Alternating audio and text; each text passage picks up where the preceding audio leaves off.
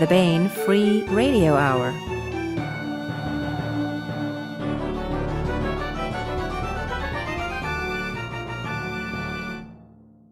On the podcast, vampires laying down sick beats, werewolves munching on souls, and cherry cordials that have spoiled lying unrevealed in a candy box until the fateful moment when you bite down and the scream of anguish courses through your body.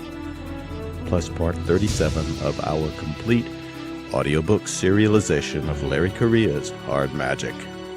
All right now.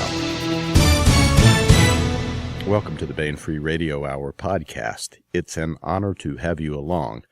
I'm Baen editor Tony Daniel. Ryk E. Spoor joins us this time for a discussion of his contemporary fantasy novel, Paradise Lost. Ryk's hero, Jason Wood, in this one is an information specialist investigator who is able to take on vampires and werewolves using technology and his own pattern recognizing ability. Interestingly, the book is set in 1999. Jason is a data miner when data mining wasn't cool. So travel back with us to the days of LAN connections and Blue Cat 5 wire as we discuss Ryk's book. And we continue with our complete audiobook serialization of Larry Correia's Hard Magic. It's read by Bronson Pinchot. And now here's the news.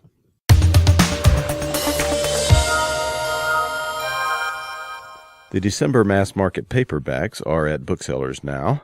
These include Trade Secret by Sharon Lee and Steve Miller.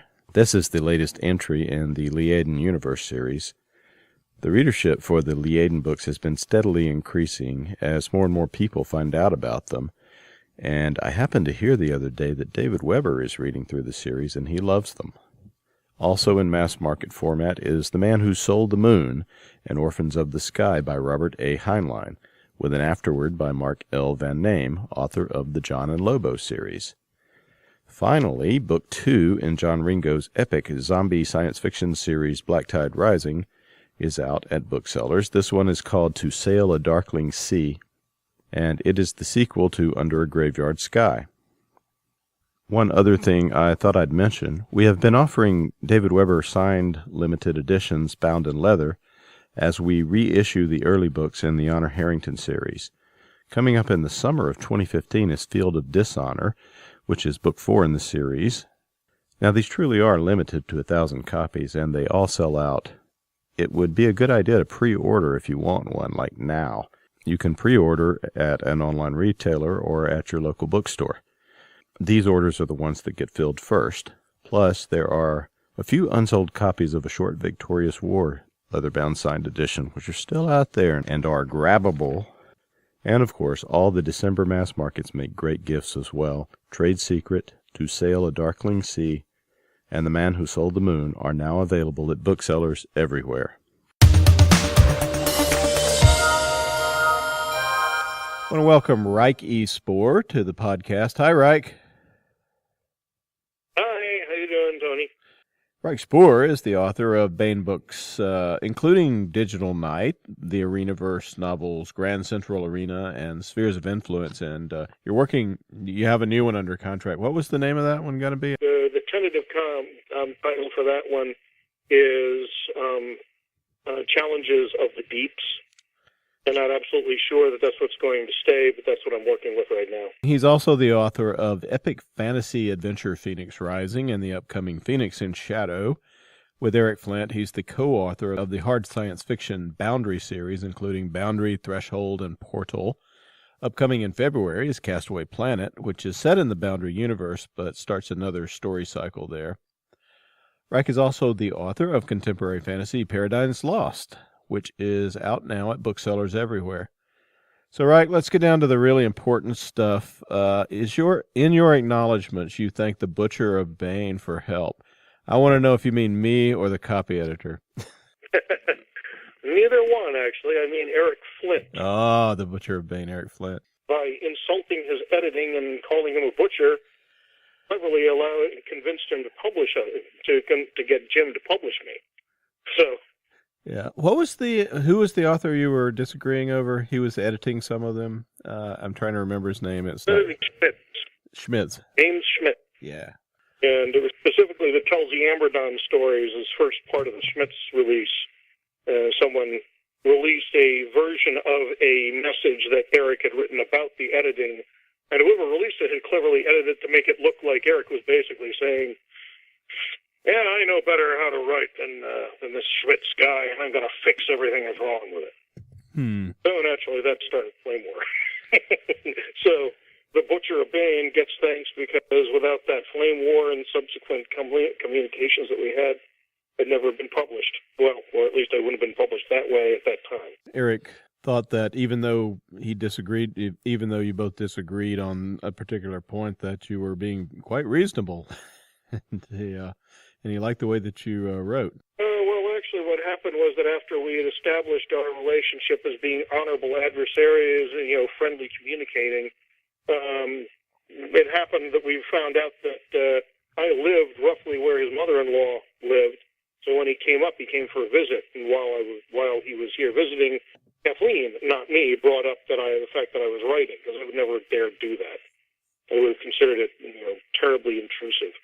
But since she brought it up, he felt obligated, as he says, to ask. And at that point, I mentioned the only thing I had available was the stuff that became Digital Night at that time, called Morgantown: The Jason Wood Files, or Jason Wood Chronicles. Either way, something that that title was never going to survive.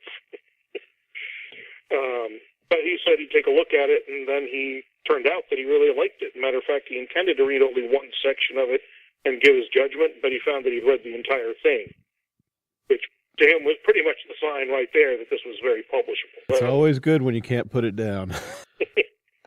So you write in the introduction that Paradise Lost is a revision and extension of that first novel, Digital Night. Can you explain how you revised Digital Night and why you revised it, maybe? Decided it was a good thing to do? Well, there's several reasons.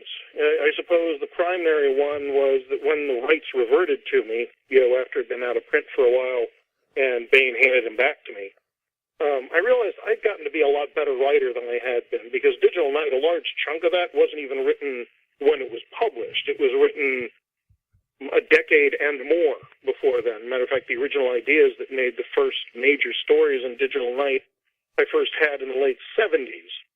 I started writing the story. I wrote the first stories in the 80s. So my skills at writing had improved. Second, once I got to the point where it was clear that I was going to have Phoenix Rising published and a certain character, namely Xavier Ross, show up in it, it became clear to me that there were interactions that I hadn't detailed that really should be in there between Jason and Xavier. There are connections. I wanted to bring out the connections because really Jason is the nexus of everything. Even though he doesn't know it, every single important event that happens in that universe somehow connects to him. Even though he doesn't know it, even though he may never know it.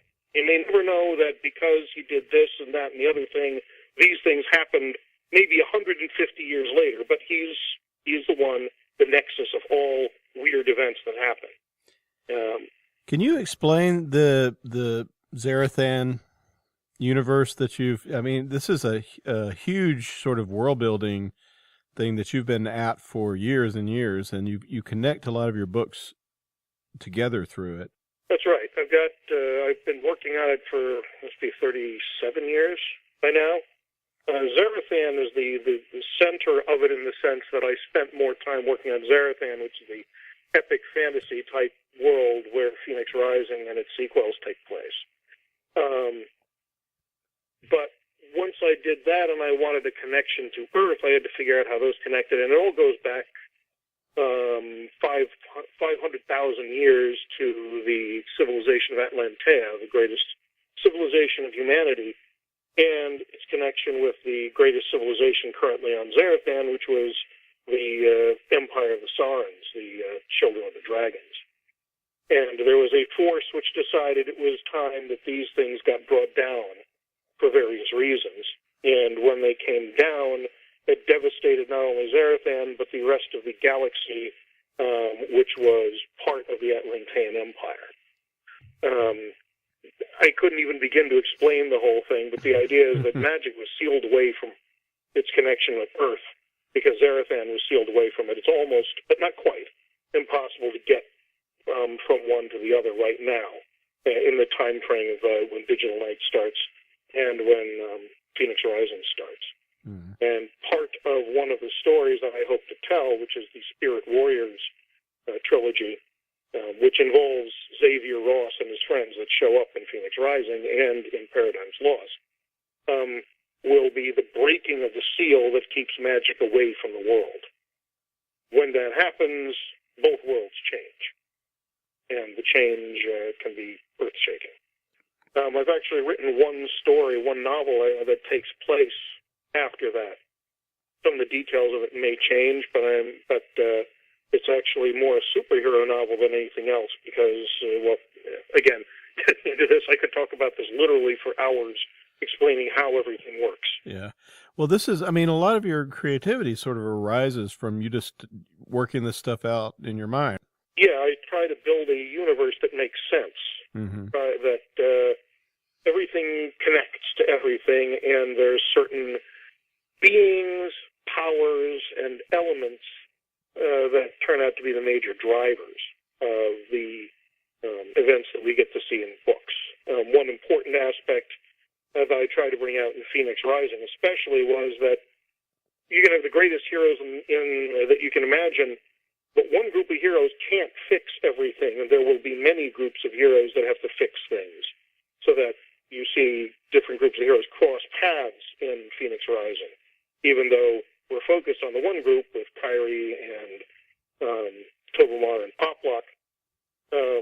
You see the 5 children from Earth, meet up with them, and you actually cross paths with a couple of other important people that don't even really play a part there, but show up later on, but show up in other stories, so to speak. Paradise Lost is set in 1999 in an Earth-like place. There's some really fun historic details. They're historic now, such as land connections and Cat 5 wire and stuff getting put into houses. Why did you decide to keep it in 1999, and what limitations or maybe opportunities did that offer while you were revising Digital Night into Paradigms Lost? Well, put bluntly, that was about as far forward as I could set it before I broke some of the basic tricks that are used in Paradigms Lost for Jason to solve his problems. Basically, all the main adventures of Jason were originally envisioned literally as a sort of a trick thing. It's a mystery. I try to make fair mysteries of them. But since he's a man with no special powers or anything other than quick wits, what I was after was ordinary man defeating supernatural threat, playing by its rules, but figuring out a way to do it in a way that isn't going to hopefully be obvious to the reader. So, in that sense, the entire outline was could be written down the back of my hand in not very small type. The problem is that some of those tricks depended on certain technological setups that don't exist. For example, when I first wrote the story, tanning salons and tanning rooms were big rooms. You didn't sit down in this bed and close a little thing over you. The whole room was covered with lights. I don't really think too many of them even existed by 1999, but I know darn well virtually all of those are gone by now. Mm-hmm. But I needed one of these places that was a big enough room in order to do the trick that I do. So, well, tell us about Jason Wood. He's not exactly a PI, although he does take on clients, and these are mysteries. He is not me. What he does is he takes off, he was originally conceived when I was trying to figure out what sort of career I wanted. And one of them was being an information specialist, and that's what he is. You want to find out something and you don't know how, he researches it. As time goes on, especially in our era, that becomes less of an important thing, except in the sense of how you can get more information out of what you have. So he's become more a data miner than anything else. He can put together what appear to be unrelated pieces of information and say, wait a minute, there's a connection here. You don't see the connection, but I do. And it goes from here to here to here to here. And because of that, you get this. Now, right now, we've got automated systems that do this all the time, on your personal information, so they notice that you buy all the stuff at your local grocery store, and your patterns of buying it is this and this and this, and therefore they deduce that you've got two women in your house between the age of 18 and 30 who like X, Y, and Z, and then they can start pushing coupons at you. Jason does this in a more tailored fashion for people who need to find out things. And it can be something ranging from the mundane, like, look, I've got a patent that I want to make, and here's the idea. I think it's unique, but I can't possibly figure out if all the other patents out there apply to it. Can you do that for me? And he can do that. Even though they're professional patent searchers, he's still pretty good at it. We see in the beginning of Digital Night that he can also enhance photographs, bring out details that are not obvious to the naked eye, and so on. And, of course, in the course of his investigations, he's asked to perform analysis on rather peculiar sets of data to get information that at first seems insane. Yep, like pictures that don't have anyone in them, but obviously there is someone there. Yes, exactly. Could be somebody there, and there isn't. So how exactly is that possible? How can I prove that the guy really was there, even though he's not visible? Yes, that's exactly the sort of thing he has to do, and then it gets more complex from there. Yeah. Well, Jason is this supremely logical and scientific guy, and he gets thrown into this world of vampires and werewolves, really cool ones, by the way. And he's got a girlfriend, Sylvie, who is sort of a new ager. What is the attraction there? Sylvie plays the role of the gypsy princess, new age. Well, look at the crystals, so on and so forth. But she's playing that role at least as much as she really isn't.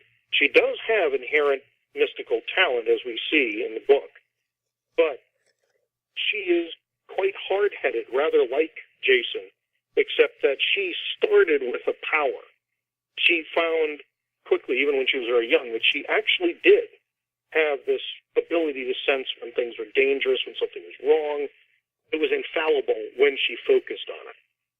So she actually started out knowing there are these things, and so she studied a lot of the weird, mystical, New Age stuff, and she ended up getting into it as a business.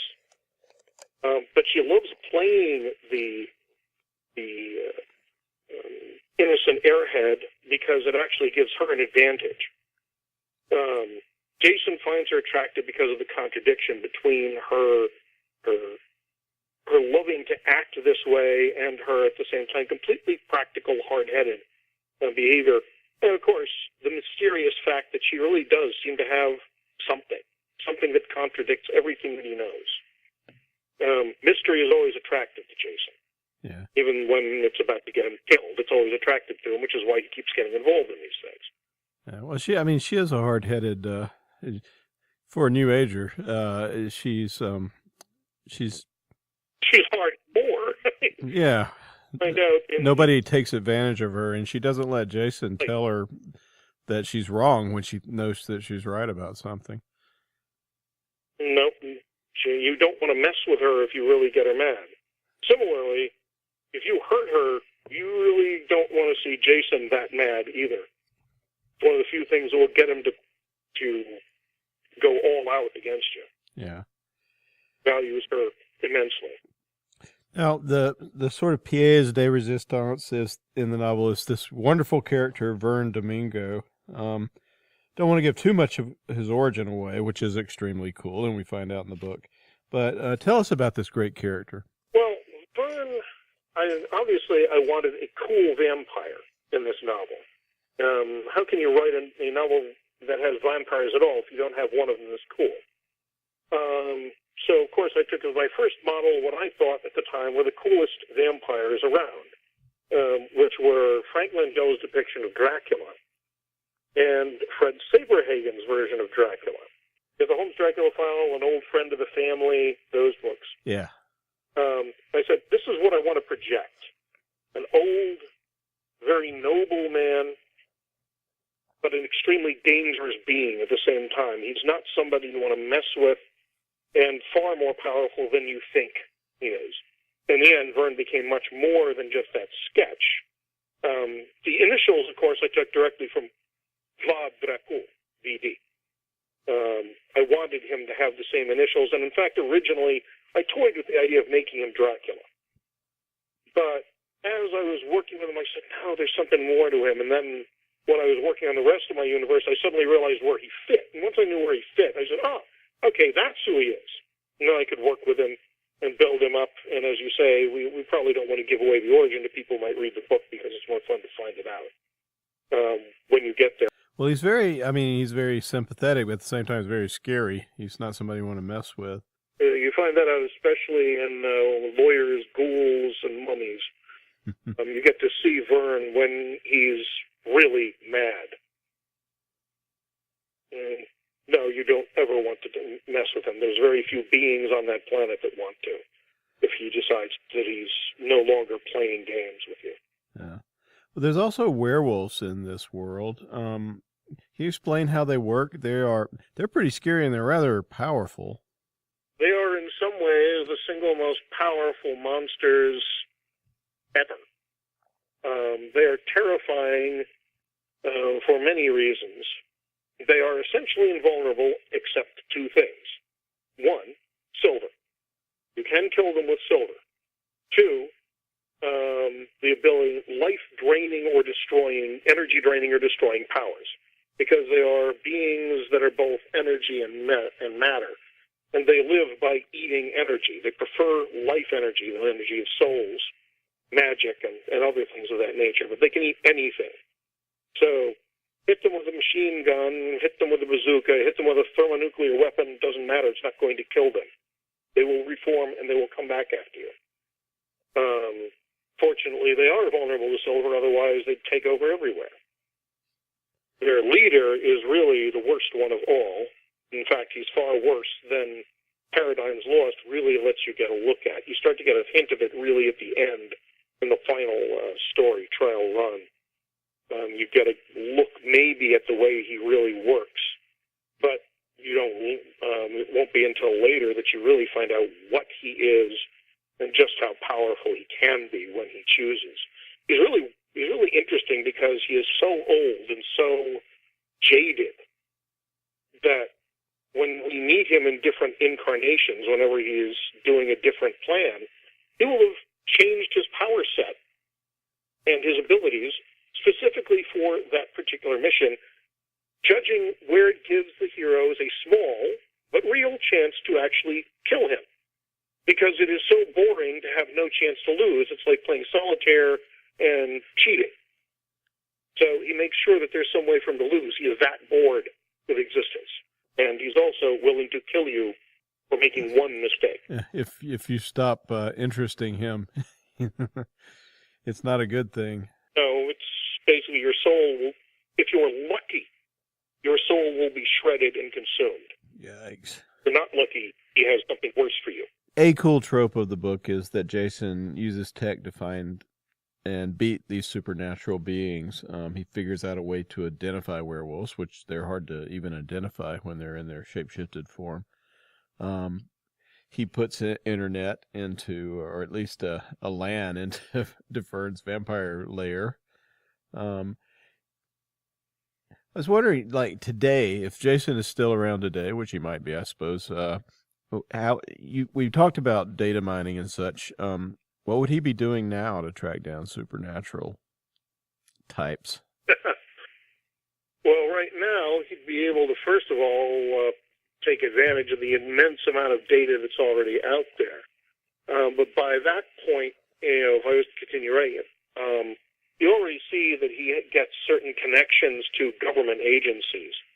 By that point, he's become sort of the central consultant for the weird for everyone, including government, and basically that means he gets dedicated stuff that even the NSA is looking at and saying, where are we getting that? He gets the top level gadgetry that helps him process information faster, search it faster than anyone else. But he does have limits in that he, of course, doesn't have the authority to listen to everybody's stuff, and he wouldn't want it. Matter of fact, he works very hard and in that period of time, it was very hard to limit the amount of power that's distributed. There, an interesting facet of the difference in the world. In Jason's world, there is no 9/11. There never was. But there was the Morgantown incident, which actually allowed basically the same kind of overreaction and panic and leveraging of that kind of panic into more surveillance and such. And Jason fights against that rather strenuously, trying to prevent the technology and the fear from being used to erode the basic freedoms that people have, and that Jason himself is very much fond of. We'll be talking to you about Castaway Planet and Phoenix in Shadow coming up, I hope. But what are you working on at the moment? I've got several. I'm just finishing up something that isn't even Baen-oriented. My self-published Oz-related novel, Polychrome, should be coming out in February if nothing happens. Fingers crossed.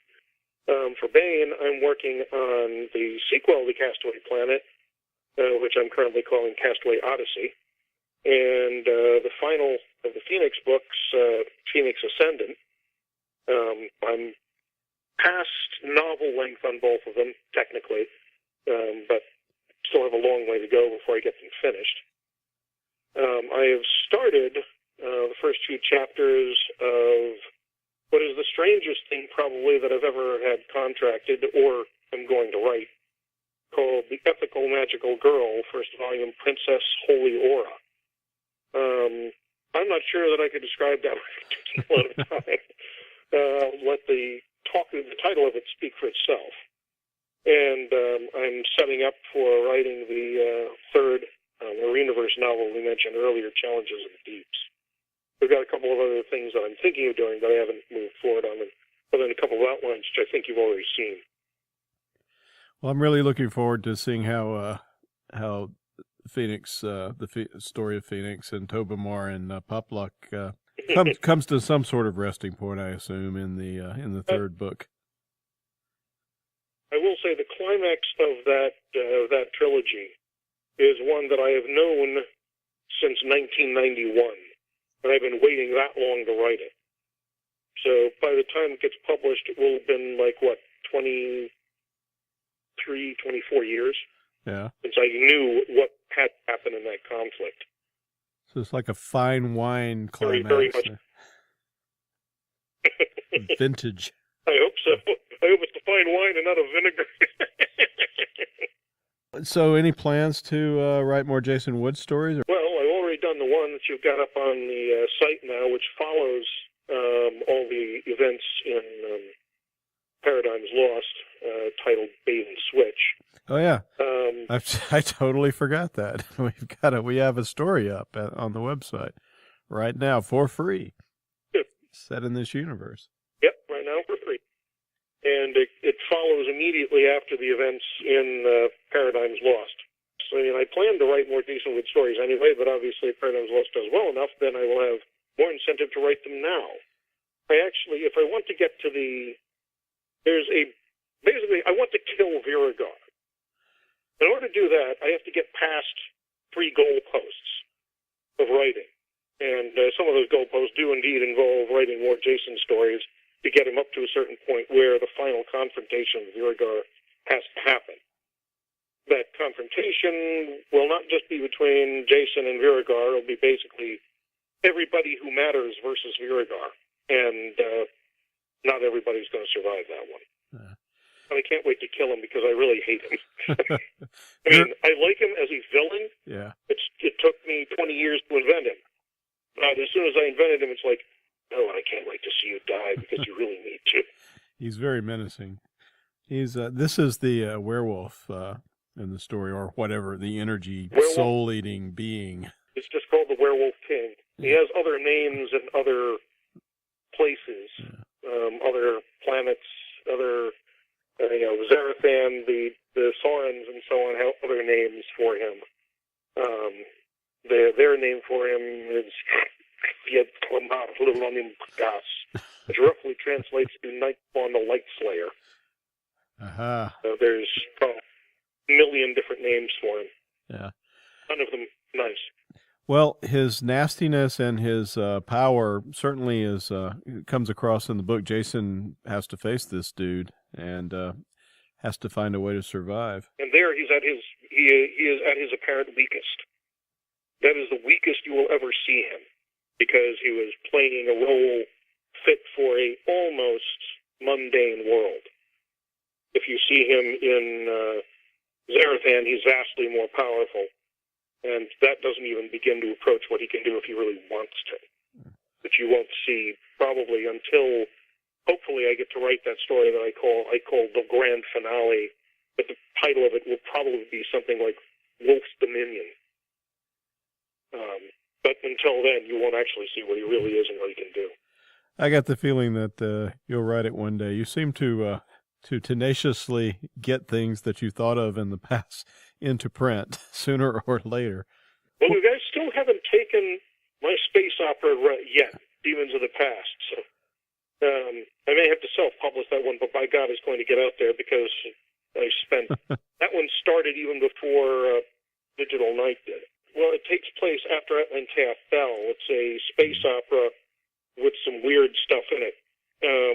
Basically, it's a story of a civilization that rose in the galaxy afterward. A capsule description that I've always liked to use is, what would have happened if Luke Skywalker had just gone to the Imperial Academy and had a nice career, and then after, say, 20 years, then he discovered what the Empire was really like. Had to make a decision as to which direction he was going.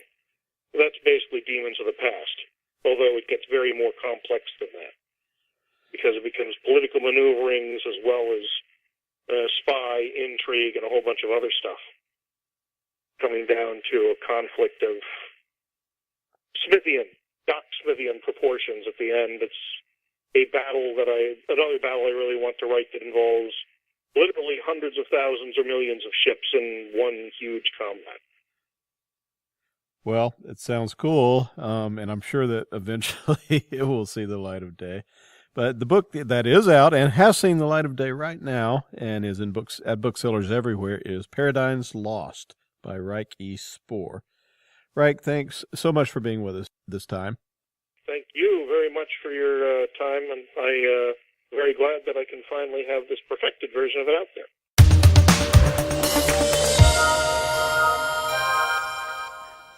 And now here is part 37 of the complete audiobook serialization of Larry Correia's Hard Magic, as read by Bronson Pinchot.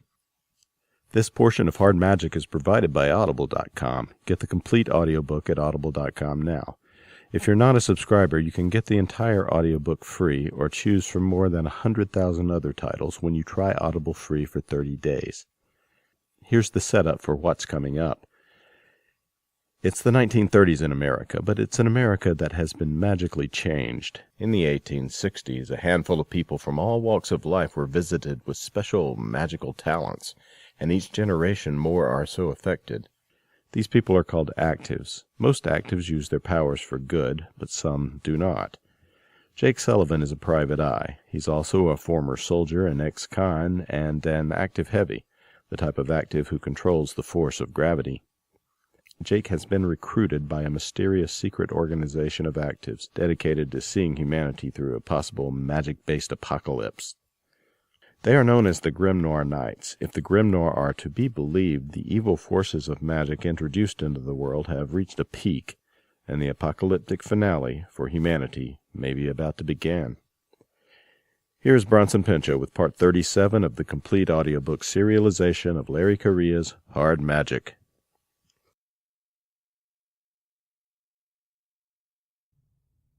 "Down!" Mr. Garrett shouted as several hundred pounds of gold-plated blimp statue were hurled through the front entrance of the Grim Noir house in a sparkling shower of glass and splinters. Mr. Browning went spinning across the tile on his back. Francis cranked the huge machine gun around and mashed the butterfly trigger. It roared and spat a fireball from the muzzle the size of a 50-gallon drum. Huge bullets tore into the fountain, raising a cloud of concrete dust.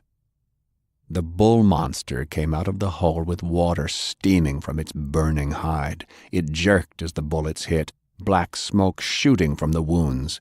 It grabbed the pulverized statue of the fat man, raised it overhead, and threw it too. Time seemed to slow to nothing as Faye watched the broken statue spiral directly toward the machine gun. Francis was still shooting, silhouetted in the red flashes, as giant brass cases hit the floor and bounced away, and she knew that he was going to die there, smashed to pulp, trying to put the demon down to save the rest of them. She traveled. Landing dangerously close to Francis, she whacked her nose on his rifle stock, threw her arms around his waist just as the statue hit, and they were gone, landing 10 feet to the side as half the wall and the machine gun flew back into the grand piano in a terrible crash of hot steel and wood. Francis was on top, squishing her into the carpet. His eyes were squeezed tightly shut. They opened slowly, surprised to be alive. How? She didn't know. She'd never traveled with anything other than the clothes on her back before, let alone a whole nother person. She checked, but nothing seemed melted together like Grandpa had warned her could happen. "I didn't know I could do that," Faye exclaimed as she shoved him off into a pile of broken glass. She would have giggled, except for the killer bull monster coming to get them. She wasn't where she'd expected to land, and had only made it halfway, which made a kind of sense, since she was moving a lot more weight than normal. A hoof came out of the crater and slammed deep into the pavement of the walkway. The demon, billowing smoke from a dozen wounds like a broken chimney, lowered its head and roared. It was coming for them. The Grim Noir kept shooting, but the smaller bullets didn't even seem to hurt it. She didn't know much about demons, but she figured when it ran out of smoke, it would be dead. But by the time that happened, it would probably have killed them all. Something gray shimmered through the remains of the front porch, and Heinrich materialized right in front of the monster. He shouted something insulting in German. The demon turned its eyes toward him and growled. "Yes, here I am. Come and get me."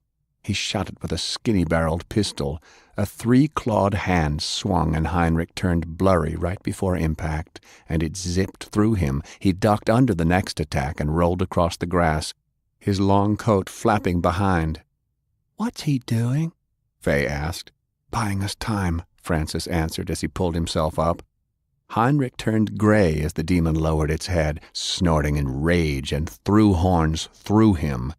The mean but very brave man appeared on the other side, grimacing from the strain. "What happens when he runs out of power?" "He dies." Francis looked her right in the eyes, desperate. "Can you find it, Summoner? If you can stop him, it'll weaken that thing." Some of the others were moaning. Jane was moving between them like a white battlefield angel. Bullets were landing around them again as the remaining bad men renewed their attack. She turned to the woods and knew that it would take a few jumps to find the man controlling the demon, and she would have to find him out there in the dark, surrounded by the same kind of men who'd killed Grandpa. "I'm not losing another family." She gripped Mr. Browning's .45 tight in her calloused palm, picked a spot as far away as she dared, and was gone. His chest was burning. Sullivan sat up with a grunt. His back was pressed into the end of a ditch, and it took him a second to realize that the trench had been dug by his body. He shook his head to clear it as he pushed loose from the dirt. His shirt had been ripped open, and the hexagram scar on his chest was hot to the touch. The new power was streaming through his tissues, giving his already hardened body extra strength. His power was still recovering from the massive spike, but he could feel it building along with his anger. He checked the bar. The rugged weapon was unharmed, etchings of durability glowing slightly in the dark. He had landed close to the woods and could hear voices around him in the night as the Imperium men cautiously approached the house. They were all around him, shapes in the fog. There was gunfire to his left as one of them opened up. In the distance, the Greater Summoned was battling with Heinrich. Behind the spinning forms, the first floor of the Grim Noir house had been laid open like a disemboweled animal. Delilah leapt from the second floor, screaming, dark hair whipping in the moonlight, and landed next to the demon. She charged it, fists raised. It was going to rip her apart, and it was his fault.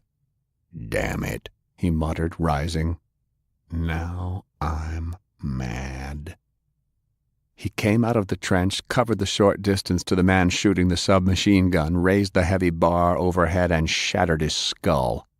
Before the body hit the ground, Sullivan had picked up the sub-gun, some weird Jap thing with the magazine sticking out the side, and raised it in one hand, looking for his next target. There were 2 more men crouched ahead of him, so he pulled the trigger, working it across them, bullets tearing into their backs as they jerked and twitched. The bolt flew forward empty, and he hurled it into the darkness. Shapes turned toward him, aware now that something terrible was in their midst. Sullivan shouldered the bar and went to town. Faye hit the ground running. She figured she might as well be moving while she checked her head map, since the place was covered in bad men with guns. But she didn't need to worry, because off to one side, Mr. Sullivan was killing the ever-living hell out of the Imperium men. They were dropping like alfalfa in front of a scythe. If I was a demon summoner, where would I hide? She scowled at the trees. The fog was wispy and moving, and it made it hard for even her gray eyes to see good. "Kid." A deep voice came from above. She looked up to the noise of beating wings and instinctively ducked as an owl swooped past.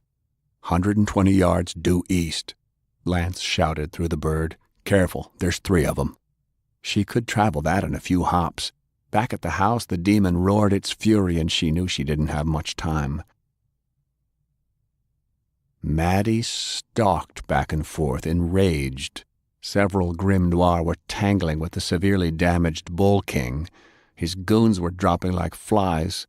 The stinking, unreliable shadow guards were still missing, and his watch was telling him that Toshiko was in position and needed to get a target in the next few minutes before the army pulled their heads out of their asses, realized they'd been attacked, and sent reinforcements to the Peace Ray. And he still didn't know if the Tesla device was here or not. "Damn it, Hiroyasu, you better get your shit together, or I swear on the chairman's eyes I'll cut your balls off." The thin man was concentrating on his power, sweat beading his brow. "One moment." Yutaka was focused on his demon. Maddie stomped over to him, scowling. They should have been done by now. "This is fucking unacceptable," he shouted as he drew the beast from his shoulder holster. "I'll take care of these grimy bastards myself." He flinched as Yutaka's brains hit him in his good eye. The right side of his partner's head had split open like a dropped melon. Yutaka opened his mouth like he was trying to say something, but nothing came out except a trickle of blood as he fell to the ground. Maddie wiped his face with his coat sleeve. A skinny, gray-eyed girl was standing there, big .45 raised in one quivering hand. "You," they said at the same time, and she cranked off several fast shots, and by the time he raised his gun, she was gone. "Son of a bitch," Maddie bellowed, feeling the burn of the hot slugs embedded in his chest. It was that Portuguese brat. "You traveling whore." Hiroyasu was crouched low, afraid. Maddie's improved senses couldn't pick her up. He knelt down and checked Yutaka, but half the contents of his head had already slid onto the damp grass. His partner had only been able to sustain a single kanji of vitality on his body, and that wasn't near enough to withstand getting your skull emptied. He'd lost an iron guard. He'd lost a brother. The chairman was going to be pissed. There was a flash of movement to his side, and he raised his 50, thinking it was that little traveler bitch coming back for more, but instead it was one of the shadow guard. The little man in black bowed deeply, noticing the dead iron guard. "Sir, I have bad news." "What now?" Maddie spat. "Our other shadow guard was lost to the Grim Noir. He was—" "Frankly, I don't give a shit. Did you find the device or not?" "Not yet, Iron Guard. I will return." "Wait, you're taking me with you. You want something done right, you gotta do it yourself." He turned to where his remaining Iron Guard was cowering. The .45 bullet lodged in his lung was pissing him off. Maddie grabbed Hiroyasu by the collar and hoisted the tiny Lazarus off the ground. "Listen up. Yutaka was twice the man you were. I'm going in there myself, and there damn well better be some goddamn zombies doing some killing out here, or I'm going to come back and hurt you in ways you can't even imagine. Got it?" "Hi." Matty dropped him on his ass, put his hand on the shadow guard's shoulder, and said, "Move it. I got murdering to attend to." The two of them traveled, disappearing into the darkness. The greater summoned was confused, weakened. It stumbled as Delilah punched it in the chest with a crack that could be heard across the entire peninsula. It went to one knee, and Delilah immediately stepped up onto its leg, threw herself high, and crashed her elbow down between its 4 eyes. Fire billowed around her, scorching her dress. The demon slashed at her stomach, but she was too quick, and only a thin trail of blood flew from her abdomen as she leapt back, landing on her hands and knees 15 feet away. The demon rose, smoke billowing from wounds too numerous to count. It wobbled, disoriented, no longer being whipped on by its summoner. "Hey." Sullivan reached up and tapped it on the shoulder. The demon turned and opened its mouth to roar at the new challenge. Jake calmly drove the muzzle of the bar in between the flaming jaws and pulled the trigger. Smoke exploded from its eye sockets, nostrils, and ear holes as the .30-06 bullets ricocheted around inside its armored skull. He wrenched the gun free, raised his left hand, and spiked gravity sideways. The demon tumbled down the lawn. It rose, shaking onto its claws and knees. Wasting no time, Delilah ran up its back, crouched between the crumpled wings, and grabbed it by the horns. She surged her power, screaming as every vein became visible in her straining arms, and wrenched the head violently back. Its neck snapped, and smoke shot like a broken steam line from its throat as flesh ripped. Delilah kept pulling, her teeth grinding together as her power drove her strength to Herculean levels. The demon's head tore free, and she lurched back. The body seemed to deflate, smoke rising and oil dripping from the stump as it sank to the ground. Delilah raised the bull head over her like a trophy and shook it. "Take that, you magic cow son of a bitch!" She threw it over her shoulder as she appeared to shrink, her power exhausted. Sullivan stepped over the body. Heinrich was struggling to get up, splattered with blood and smoking oil, his gray coat in tatters, but he was grinning from ear to ear. "Damn fine work, my friends." "You okay?" Sullivan shouted at Delilah, concerned. She was panting, exhausted, filthy, and injured, but still gave him a broad smile and a wink. They'd done it. They'd survived. And Sullivan felt a huge weight lift from his chest. Then a man in black appeared at Delilah's side and drove a sword deep into her guts. "Jake!" Her eyes widened, one hand stretched imploringly toward Sullivan. She fell away in a flash of red as the ninja twisted and jerked the blade free. Sullivan screamed her name, bringing up the bar, but the barrel was blocked by an open hand that hit like iron, and he was staring into the blank white eye of his older brother.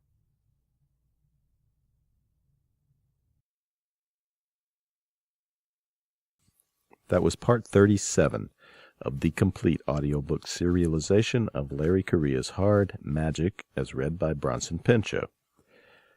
And that's it for the podcast. Thanks to Audible.com and to podcast theme composer Ruth Judkowitz.